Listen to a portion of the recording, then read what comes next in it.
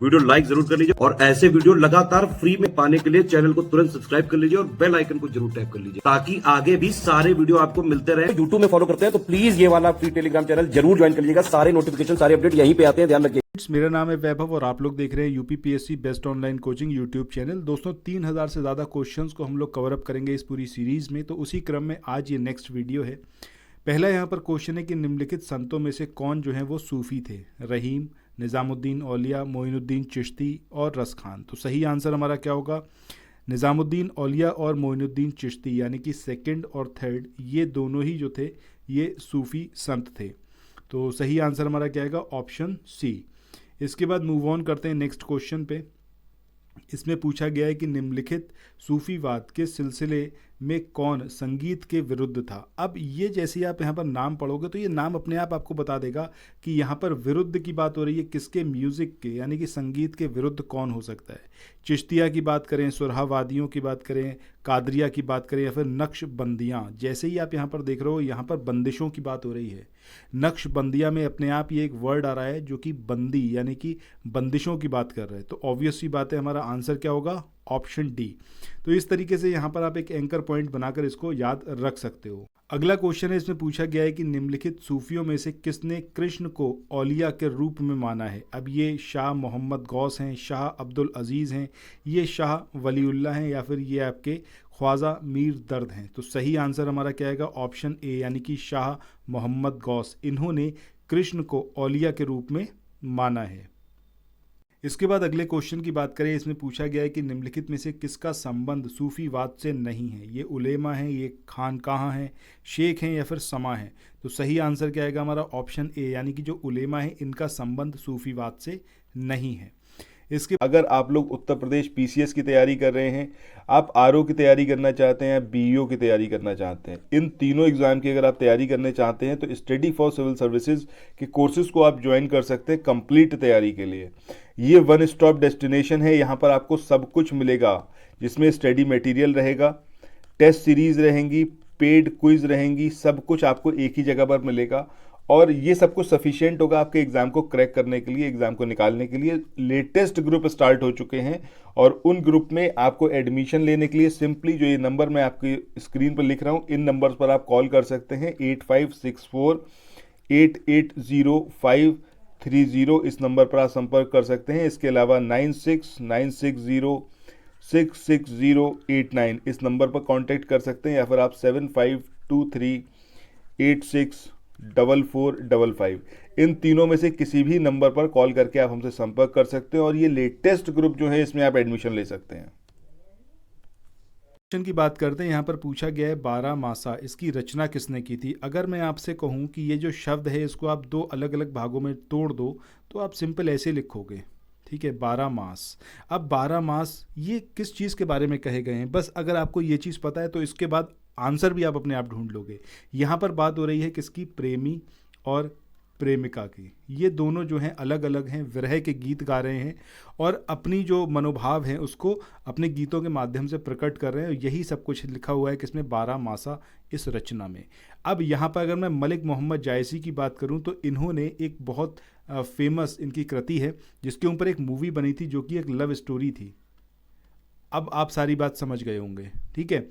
तो यहाँ पर हमारा आंसर क्या होगा? मलिक मोहम्मद जायसी। सो जब हम 12 मासा की बात करते हैं तो ये बेसिकली विरह प्रधान लोक संगीत है और ये पद या फिर गीत जिसमें 12 महीनों की प्राकृतिक विशेषताओं का वर्णन किया गया है। इसमें जो मतलब विरह हैं, विरह के भावों को यहाँ पर इसमें संकलित किया गया है। मलिक मोहम्मद जायसी ने ही इसको लिखा है, मतलब इसकी रचना की है। चलिए नेक्स्ट क्वेश्चन की तरफ मूव ऑन करते हैं। अगला क्वेश्चन है यहाँ पर, इसमें पूछा गया है आपसे कि प्रतिवर्ष प्रसिद्ध सूफी संत हाजी वारिस अली शाह इनकी मज़ार पर जो मेला लगता है ये कहाँ पर लगता है? ये बताना है आपको। अब ये फतेहपुर सीकरी में लगता है, ये कलियर में लगता है, देवा शरीफ में लगता है या फिर गढ़ मुक्तेश्वर में लगता है। सो इसका जो सही आंसर होगा वो क्या होगा हमारा? ऑप्शन सी, यानी कि देवा शरीफ। यहाँ पर हाजी वारिस अली शाह इनकी मज़ार पर हर साल एक मेला लगता है। अब अगर हम बात करें देवा शरीफ एग्जैक्टली उत्तर प्रदेश के किस डिस्ट्रिक्ट में पड़ता है तो वो है आपका बाराबंकी, ठीक है, बाराबंकी में पड़ता है। और हाजी वारिस अली शाह जो कि एक सूफ़ी संत थे, इनको शहंशाह अवध के नाम से भी जाना जाता है, क्योंकि अवध क्षेत्र की सबसे बड़ी दरगाहों में से एक इनकी दरगाह है। इनकी अगर हम बात करें इनकी डेथ कब हुई थी, ठीक है, कहाँ पर हुई थी, तो देवा शरीफ बाराबंकी में इनकी डेथ हुई थी, जो कि आपका उत्तर प्रदेश में ही है, ठीक है। तो ये चीज़ आपको इनके बारे में याद रखनी है। इसके बाद मूव ऑन करते हैं नेक्स्ट क्वेश्चन पे।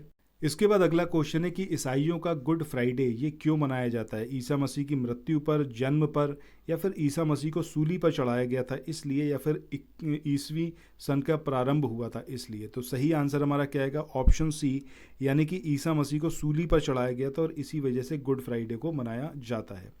इसके बाद चलते हैं अगले क्वेश्चन पर। इसमें पूछा गया है कि मध्यकालीन भारत के मुगल शासक ये वस्तुतः थे फारसी थे, अफगान थे, चगताई तुर्क थे, या फिर ये उपर्युक्त में से कोई नहीं? तो सही आंसर हमारा क्या होगा? ऑप्शन सी, यानी कि जो मध्यकाल भारत में मुगल शासक थे ये बेसिकली कहाँ के थे? चगताई तुर्क थे ये। इसके बाद मूव ऑन करते हैं अगले क्वेश्चन पे। अगले क्वेश्चन में यहाँ पर आपसे पूछा गया और ये काफ़ी ज़्यादा इंपॉर्टेंट है कि निम्न में से किसने बाबर को सर ए पुल के युद्ध में पराजित किया था? अब ये अब्दुल्ला खां उज़्बेक थे, शेरवानी खां थे, उबैदुल्ला खां थे, या फिर ये थे आपके जानी बेग? तो सही आंसर हमारा यहाँ पर क्या आएगा? ऑप्शन बी, यानी कि शेरवानी खां। इन्होंने बाबर को सर ए पुल के युद्ध में हराया था। कमेंट सेक्शन में ये बताइएगा ये युद्ध जो था कौन से ईयर में हुआ था, कौन से साल में ये युद्ध हुआ था, ये ज़रा कमेंट सेक्शन में आप लोग बताइएगा। नेक्स्ट क्वेश्चन की बात करें, पूछा गया है यहाँ पर कि पानीपत का प्रथम युद्ध किसके मध्य हुआ था? बाबर और राणा सांगा, हेमू और मुगल, हुमायूं और शेर खान, बाबर और इब्राहिम लोधी? तो सही आंसर हमारा क्या आएगा यहाँ पर? ऑप्शन डी, यानी कि बाबर और इब्राहिम लोधी, इनके बीच में हुआ पानीपत का पहला युद्ध। अब ये कौन से ईयर में हुआ और इसका क्या इम्पैक्ट हुआ हिंदुस्तान पर, ये इन शॉर्ट अगर आप बता सकें कमेंट सेक्शन में तो ज़रूर बताइएगा। चलिए नेक्स्ट क्वेश्चन की तरफ मूव ऑन करते हैं। इस क्वेश्चन में पूछा गया है आपसे कि निम्नलिखित में से किस युद्ध में एक पक्ष द्वारा प्रथम बार तोपों का उपयोग किया गया था? अब ये पानीपत का पहला युद्ध था, ये खानवा का युद्ध था, प्लासी का था, या फिर ये पानीपत का तीसरा युद्ध था? तो सही आंसर हमारा क्या आएगा? पानीपत का पहला युद्ध, जिसमें पहली बार तोपों का यूज़ किया गया था। इसके बाद चलते हैं अगले क्वेश्चन पे। इस क्वेश्चन में यहाँ पर पूछा गया है कि बाबर के इब्राहिम लोधी पर विजय का कारण क्या था? बाबर की वीरता, तोपखाना, इब्राहिम की दुर्बलता, या फिर कुशल सेना नायक? तो सही आंसर क्या आएगा हमारा? ऑप्शन बी, यानी कि बाबर के पास तोपखाना था, इस वजह से बाबर ने इब्राहिम लोधी को हरा दिया था। इसके बाद अगले क्वेश्चन की बात करें। इस क्वेश्चन में आपसे पूछा गया है कि किस वर्ष बाबर ने सुल्तान इब्राहिम लोधी को पानीपत की लड़ाई में पराजित किया था? ये 1527, 26, 25 या फिर 24? तो सही आंसर हमारा क्या आएगा यहाँ पर? ऑप्शन बी, यानी कि 1526 में पानीपत की जो लड़ाई हुई थी उसमें बाबर ने इब्राहिम लोधी को हरा दिया था। उसके बाद अगले क्वेश्चन की बात करें। यहाँ पर पूछा गया है कि निम्न में से कौन सा युग्म सही सुमेलित नहीं है? ठीक है, अब पानीपत के पहले युद्ध की बात करें 1526 में ये हुआ, बिल्कुल सही है। खानवा के युद्ध की बात करें 1527 में, एकदम सही है। इसके बाद घाघरा का युद्ध जो हुआ ये 1529 में हुआ, दिस इज ऑल्सो करेक्ट। और चंदेरी का जो युद्ध है ये दे रखा है आपका 1530, ये यहाँ पर इनकरेक्ट है। कमेंट सेक्शन में इसका सही ईयर जो है वो बताइएगा। इसके बाद चलते हैं अगले क्वेश्चन पे। इस क्वेश्चन में यहाँ पर आपसे पूछा गया है कि निम्न युद्धों में से किस एक में बाबर ने जिहाद की घोषणा की थी? अब ये पानीपत का युद्ध था, ये खानवा का था, चंदेरी का था, या फिर ये उपर्युक्त में से कोई नहीं? तो सही आंसर क्या आएगा आपका? खानवा का युद्ध, जिसमें बाबर ने जिहाद छेड़ने की बात की थी या फिर जिहाद की घोषणा की थी। तो सही आंसर हमारा क्या आएगा? खानवा का युद्ध। सो इसी के साथ आज के इस वाले सेशन को यहीं पर एंड करते हैं, फिर मिलते हैं नेक्स्ट वीडियो में। चैनल को सब्सक्राइब करना, वीडियो को शेयर करना और लाइक के बटन को प्रेस करना बिल्कुल मत भूलिएगा। So thank you so much, और प्लेलिस्ट में जाकर प्रीवियस वीडियो ज़रूर देखिए।